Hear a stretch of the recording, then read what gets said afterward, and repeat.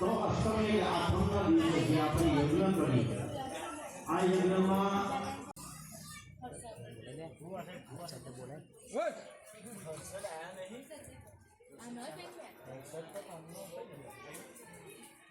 કાર્યમાં જોડાયા છીએ માટે યજ્ઞ કાર્યમાં સંપૂર્ણ ધ્યાન આપવાનું છે।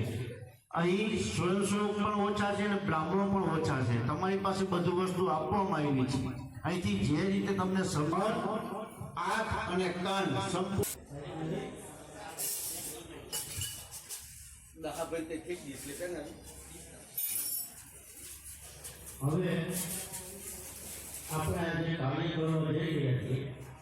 સમગ્ર મકવાણા પરિવાર દ્વારા અષ્ટમી આસો સુદ આઠમના દિવસે દુર્ગા સપ્તશતી મહાયજ્ઞનું આયોજન કરેલ અને જેમાં 25 યજમાનોએ લાભ લીધો અને ખૂબ શ્રદ્ધાપૂર્વક અને પ્રેમભાવ માતાજીનો યજ્ઞ આજ કર્યો છે।